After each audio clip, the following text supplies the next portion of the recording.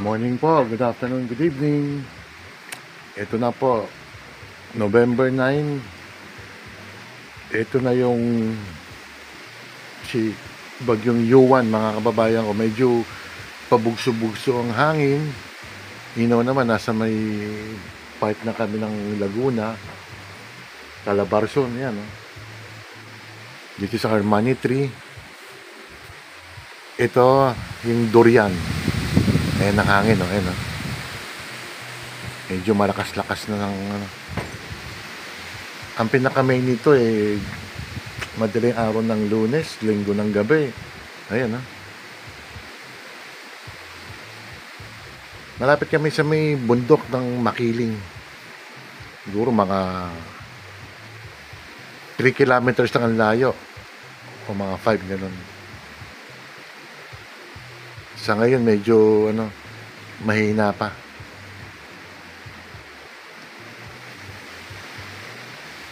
Tuloy-tuloy na lang natin. Ikaroktong naman to.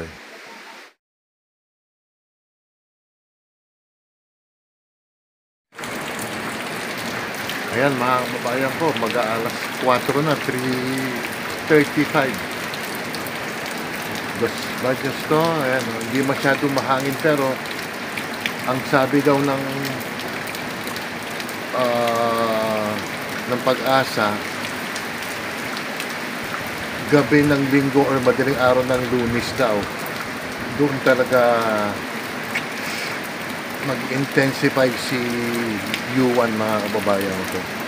Medyo panayang ulan lang yan. May banda ron, may mga umahangin doon, malakas. Siguro mga lang to, mga 50-60 kilometers, pero parang mahina pa rin. Panay ulan yan.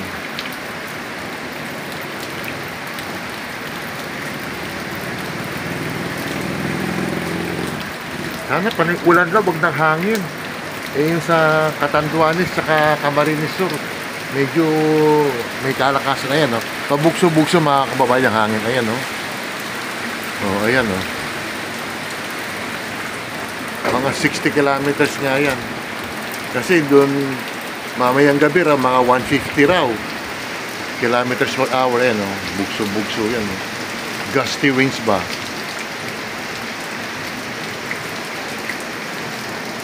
Kaya mag-iingat po tayo mga kababayan ko. Yung mga baterya nyo, ha. I-charge nyo na yung cellphone nyo, tsaka yung ilaw. Wala tayong magagawa kung puputulin ang network natin kasi siyempre mag-iingat din yung mga telcos natin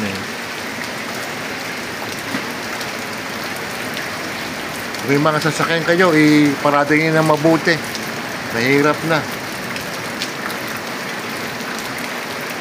Sige, tuloy natin. Hindi ako pwedeng kumuha ng gabi kasi siyempre gabi yan medyo wala akong ilaw Ayan gusty winds na pabusog-bugso sa mga kababayan ko. Kaya ng umaga medyo lang makulimlim, konting hangin. Pero ngayon medyo parang sa Martes, si Yuan nasa na, West Philippine Sea na raw o South China Sea. Sige, tuloy na lang natin to. Salamat po Magbabalik ako. Ayan o. Pabusog-busog yung hangin. Ayan o. Okay. Medyo palakas ang hangin, mga kababayan ko. Ito.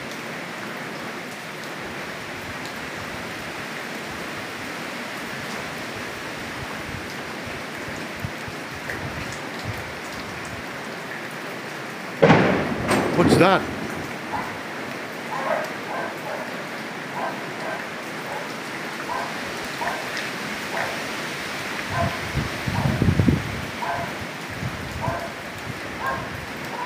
ibang lugar naman, panay ulan lang daw.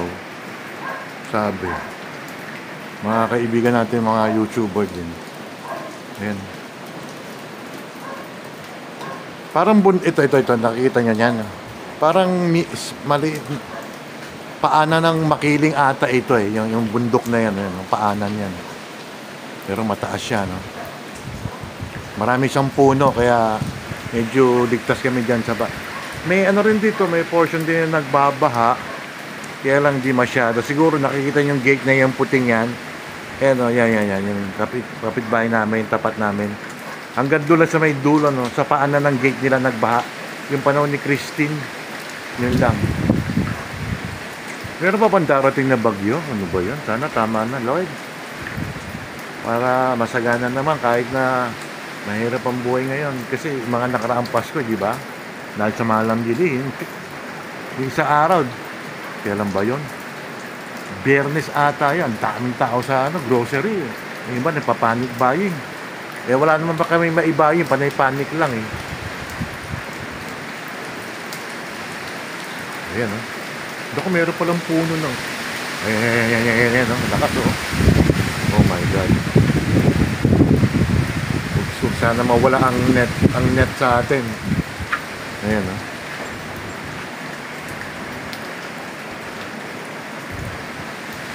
Hindi muna tayo magbablog sa tungkol sa politics, ha. Bakit? Yung flood control, mga politician din na nun eh. Yung sa Cebu, mga kababayan ko, grabe nangyari pala ron. Nasa bubong na yung mga tao. Yung Monte Reza ba yun? Yung ang architect, hindi, ang napagawa ata nun si Slater Young, yung nanalo ng Big Brother ba yun? Ang balita, unconfirmed, umalis na ron ng bansa. Sila mag-asawa umalis. They went to another place or another country. Siguro para, hindi pa sigurado, lumabas daw ng bansa. Kasi nagkaroon ng, doon daw ang naging sanhi ng sobrang baha doon sa lugar na yon, di ba? Yung grabe yung agos ng tubig, yung middle class na subdivision doon, di ba? Hanggang yung second floor yung baha, mga kababayan ko. And then ang sisisiin dito, di umano kasi 26 billion ang nagastos daw sa flood control yung panahon ni Pangulong Duterte. Lahat na lang sinisi, lahat ng bagyo sinisi na, mga kababayan ko, sa dating administrasyon ni Pangulong Duterte. Yung panahon ni Pangulong Duterte, may mga bagyo rin naman malalakas. Ang naranasan natin noon is yung si Ulysses, mga kababayan ko. Pandemic pa nga nun eh. Pero nakapag-prepare sila, mga kababayan ko. Pero itong admin na ngayon, hindi ko alam. Ano ba gagawin natin? Sasabihin ng Pangulo.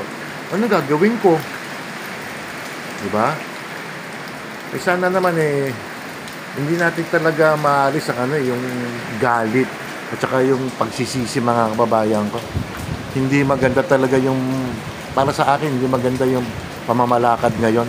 Sorry po wala naman perfectong gobyerno, pero ang may problema yung mga ibang flood control sa lugar. Ang nagko-concentrate sila sa Davao. And then anong kinalaman ng dolomite na nakatulong naman sa kalikasan? Anong gusto ni Ridon? Basura o dolomite? Sa may Manila Bay? Lahat na lang sinisi, mga babayan ko. Ayan. Nakakatakot din Inuulit ko, kung yung kotse nyo medyo malapit sa puno, medyo ilayo nyo.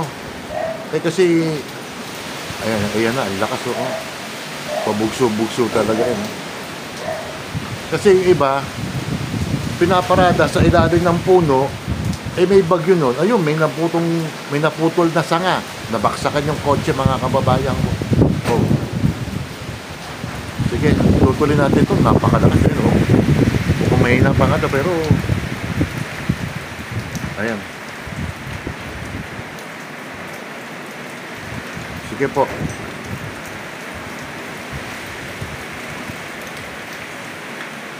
At least meron kaming kahit konting may shield bundok yan, paanan ng makiling yan Ayan. Kaya namang babayo ko, mag-iingat kayo Tsaka let us pray, sana humina na si Bagyong Yuan. Kaya napalakas ng balakas, mga babayan ko. Kandila, wag yung wag itatabi sa malapit sa kortina.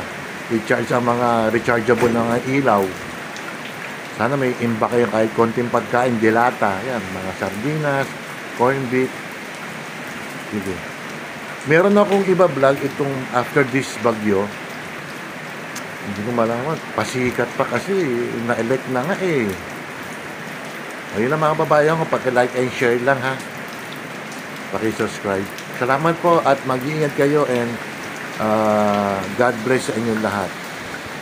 Dasal-dasalan tayo. Bye!